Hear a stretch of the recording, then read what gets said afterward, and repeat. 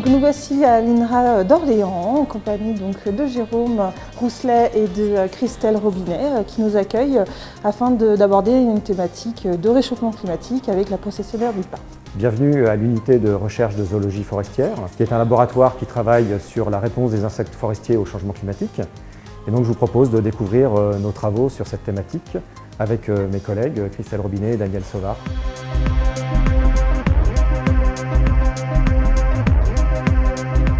La processionnaire du pin est une espèce qui est surveillée de longue date en raison des problèmes qu'elle pose. D'une part, ces chenilles sont des défoliatrices, c'est-à-dire qu'elles dévorent les aiguilles de pin. On peut voir ici des aiguilles vertes qui n'ont pas été dévorées, des aiguilles brunes là, qui ont commencé à être mangées par les jeunes larves. Et donc en dévorant ces aiguilles de pin, elles affaiblissent l'arbre et elles constituent le premier défoliateur forestier à l'échelle de l'Europe et du bassin méditerranéen. D'autre part, les chenilles possèdent des poils urticants qui peuvent entraîner des réactions plus ou moins sévères, qui vont aller, dans le meilleur des cas, et c'est le cas le plus fréquent, de simples boutons avec des démangeaisons, jusqu'à, malgré tout, dans des cas rares, mais qui peuvent être graves, jusqu'à un choc anaphylactique, c'est-à-dire une réaction allergique immédiate et généralisée. Pour ces raisons phytosanitaires et sanitaires, son aire de répartition, au cours de la seconde moitié du XXe siècle, était extrêmement bien connue. En fait, jusqu'à la fin des années 1980, elle faisait le yo-yo, enfin c'est à la limite nord de son aire de répartition, montait vers le nord lorsqu'il y avait une succession d'hivers chauds, et elle redescendait vers le sud lorsqu'il y avait une succession d'hivers froids. Par exemple, si on prend la région centre, on avait un phénomène de yo-yo comme ça entre la vallée du Cher et la vallée de la Loire. À partir du début des années 1990, de plus en plus de signalements ont commencé à nous parvenir d'un peu partout en Europe, en particulier en France et dans les Alpes italiennes, et qui semblaient indiquer que la processionnaire se mettait à coloniser des territoires qu'elle n'avait jamais atteints jusqu'ici. Suite à ces observations éparses, on a voulu, au milieu des années 2000, démontrer l'existence de ce phénomène d'expansion. C'est-à-dire démontrer le fait que la processionnaire, cette fois, ne faisait plus yo-yo, mais commençait à entamer une progression vers le nord qui ne s'arrêtait plus. L'INRA a donc décidé de réaliser une cartographie de l'aire de distribution de la processionnaire du pin selon une méthode standardisée sur l'ensemble du territoire national tous les 5 ans. Ce que je vous propose, c'est donc d'aller voir sur le terrain comment Alexis procède pour réaliser cette cartographie.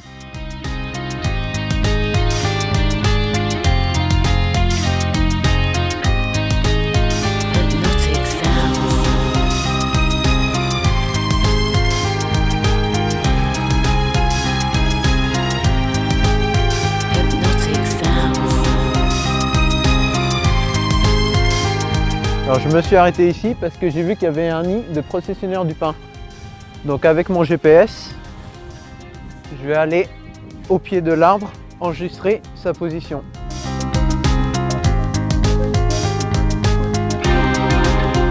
Tout à l'heure je viens de trouver un nid, donc ça a validé une maille de la grille. Donc maintenant je regarde sur la carte quelles sont les prochaines mailles à prospecter. Donc voici la grille avec les mailles qu'on a utilisées pour cartographier le front de la processionnaire du pin.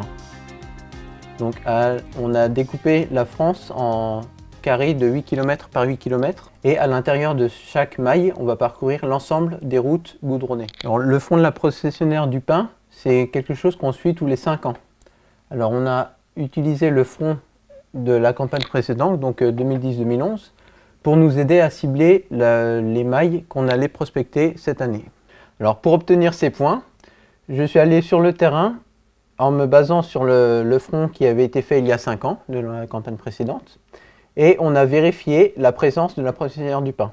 Il a suffi que j'observe un seul nid de processionnaire du pin. Une fois que j'avais validé ce point à l'aide du GPS, je suis allé prospecter les cellules alentours, jusqu'à rencontrer une cellule vide. Une cellule vide est une cellule où, en ayant parcouru l'ensemble des routes carrossables, je n'ai vu aucun nid de processionnaire du pin. À l'échelle de la France, ça représente un temps de travail à peu près de 6 mois de campagne sur le terrain, avec 50 000 km parcourus sur les routes de France, pour un tracé d'environ 1500 km. Une fois qu'on a tous ces points, je vais transférer ces données à Christelle, qui s'occupera de tracer le nouveau front de colonisation. Alors ici, on voit en rouge la limite de l'aire de distribution de cet dernier hiver, donc, qui a été cartographiée par Alexis. Et quand on le compare à la distribution historique de l'aire de la processionnaire du pin ici en jaune, on voit une progression, en particulier dans la région centre. Cette progression est d'environ 5 km par an. Alors comme on est dans un contexte de changements climatiques globaux, on s'est posé la question quel était leur rôle dans cette expansion. En particulier parce que cet insecte est présent dans la plupart des pays du pourtour méditerranéen, donc cet insecte est habitué à la chaleur, et d'autre part à cause de son cycle biologique, car cet insecte fait son développement larvaire durant l'hiver et on observe une augmentation des températures hivernales. Pour comprendre le rôle du réchauffement climatique dans cette expansion, on va s'intéresser à la biologie de la processionnaire du pin et aux contraintes climatiques. On sait qu'il y a des températures létales. Les colonies ne peuvent pas survivre à moins de 17 degrés Celsius. Alors ces températures ne sont pas couramment observées en région centre et ne peuvent donc pas expliquer l'avancée du front. On a cherché s'il y avait une autre contrainte qui pourrait expliquer cette expansion de la processionnaire du pin. Et en fait, avec des collègues italiens et autrichiens, nous avons montré qu'il existait deux conditions pour que les larves puissent se nourrir durant l'hiver. La température dans le nid durant le jour doit être supérieure à 9 degrés et ensuite la nuit suivante, la température de l'air doit être supérieure à 0 degrés pour qu'elles puissent sortir du nid et s'alimenter sur les aiguilles. Par ailleurs, on montre que la colonie survit mieux lorsque le nombre de jours d'alimentation est plus élevé. Alors, basé sur ce mécanisme, on a pu reconstruire les capacités d'alimentation dans le passé. Alors, on voit ici le nombre de jours d'alimentation durant la période 1992-1996 et ensuite à droite durant la période 2000-2004.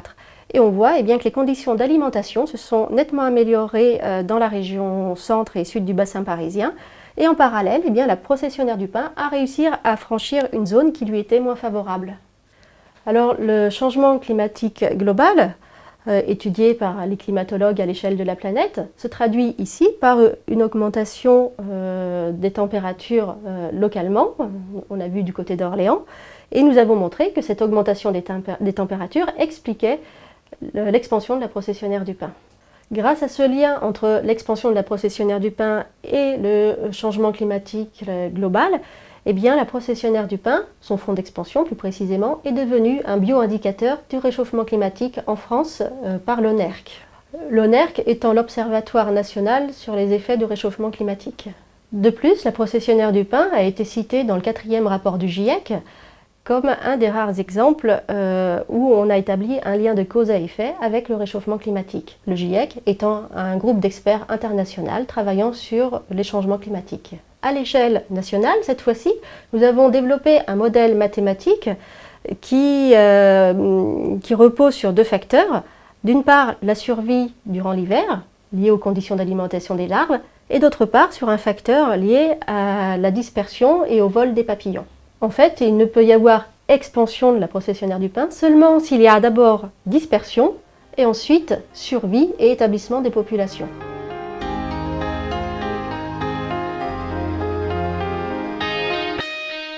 Pour calibrer le facteur de dispersion dans le modèle d'expansion, on a besoin de données expérimentales. Donc je vais aller voir mon collègue Daniel, qui est spécialiste sur les études du vol de la processionnaire du pin. Bon, le problème des mesures des capacités de vol des insectes, c'est qu'il est généralement très difficile de les suivre dans la nature, parce qu'ils sont trop petits. Et donc on utilise généralement des moyens détournés. Et moi, le moyen que j'ai choisi, c'est le manège de vol.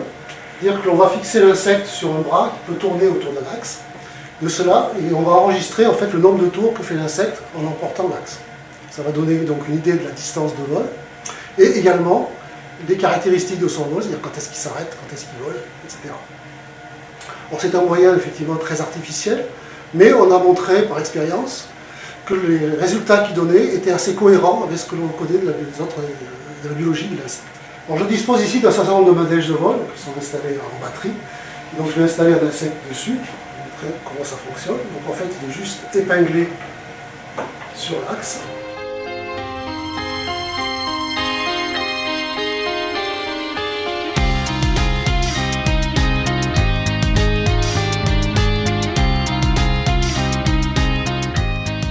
Donc là, on compte en fait chaque tour qui a été fait et on a construit le manège de façon à ce que chaque tour fasse 2 mètres. Alors ici, c'est une expérience de démonstration qu'on a fait en plein jour avec la lumière, mais normalement, ce sont des insectes qui sont nocturnes. Donc pour les véritables expériences, en fait, on les fait voler la nuit, pendant l'été. Donc on les installe le soir et on les récupère le lendemain matin. L'intérêt, c'est que ici, on a plusieurs manèges qui sont enregistrés en continu. Et donc, on peut tester un certain nombre d'insectes tous les jours.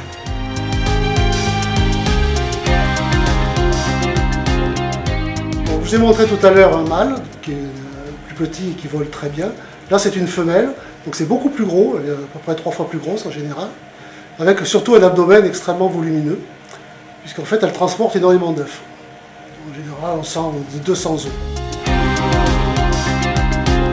Voici ici un exemple de résultat de manège de vol. C'est la distribution des capacités de vol entre les différentes femelles qui ont été testées. Et on voit effectivement que ces capacités de vol sont extrêmement variables. On a effectivement à peu près la moitié des femelles volent moins d'1 kilomètre, ce qui peut expliquer effectivement les observations de la littérature, comme quoi ces individus volent très peu. Par contre, on a toute une série d'individus qui sont capables de voler beaucoup plus. À peu près 25% des individus volent plus de 2,5 km et surtout on en a 10% qui volent plus de 5 km. Et donc ces capacités de vol, elles, permettent d'expliquer en fait l'expansion que l'on observe dans la nature de 5 km par an. En intégrant les facteurs de dispersion et les facteurs de survie dans le modèle d'expansion, on est capable, avec ce modèle, de retracer l'expansion passée et également prévoir le futur. Ici, on voit les résultats de la simulation pour 2006 en couleur et la ligne noire représente la limite nord de l'aire de distribution de la processionnaire, donc réellement observée. Donc on voit que le modèle généralement prévoit bien l'expansion de l'aire de distribution de la processionnaire du pain en lien avec le réchauffement climatique, mais on voit que le modèle surestime l'avancée dans certaines régions et la sous-estime à d'autres. Il y a donc une hétérogénéité dans son avancée. Et donc, on cherche à comprendre quels sont les facteurs qui pourraient expliquer ces hétérogénéités à l'échelle de la France. Quand on a cherché à comprendre pourquoi la processionnaire du pain n'avançait pas à la même vitesse dans toutes les régions, on s'est très vite intéressé au rôle que pouvait jouer le paysage. Et on s'est intéressé en particulier à une région, à savoir la Beauce. Donc la Beauce est une région qui est située en région centre, donc plus ou moins au cœur de la France, et plus particulièrement dans le nord de la région centre, à cheval entre les départements du Loiret, du Loir-et-Cher et de l'Eure-et-Loir. Alors c'est une région qui n'est pas connue pour être une région forestière, puisqu'elle est essentiellement composée d'open field, à perte de vue. Et on va avoir de temps en temps des petites parcelles forestières, on peut en apercevoir une ici minuscule. Sur cette photo, on peut voir que le paysage beauceron est caractérisé par des grandes cultures qui vont s'étendre à perte de vue. Et donc, ce n'est pas une région qui va être connue pour son caractère forestier. D'ailleurs, si on regarde sur cette carte issue de l'inventaire forestier national, on peut voir effectivement que la grande majorité de la Beauce n'est absolument pas couverte de forêt. Même si la Beauce n'est pas une région forestière, on peut se rendre compte que si on va inventorier l'ensemble des arbres ornementaux qui peuvent être situés dans les jardins ou le long des routes, dans les villes, les villages et les hameaux, en fait, la Beauce est quand même malgré tout couverte d'arbres qui permettent l'expansion de la processionnaire du pain. Donc si on met en relation ces données de cartographie d'arbres isolés avec les données de manège de vol que vous a présenté Daniel, on peut se rendre compte que les papillons femelles n'ont vraiment aucune difficulté à trouver des arbres relais pour se propager. Donc là sur la carte, le cercle orange représente le rayon d'action d'une femelle qui serait capable de voler 6 km et le rayon rouge, le rayon d'action d'une femelle qui serait capable de voler 11 km. Et dans les deux cas, pour une femelle qui partirait du centre et qui partirait vers les extérieurs, on voit qu'il y a largement en jaune un très très grand nombre d'arbres potentiels capables de les accueillir. Donc suite à la dernière campagne de cartographie du Front de colonisation à l'échelle nationale, on peut se rendre compte que c'est en Champagne que la processionnaire a avancé le plus vite.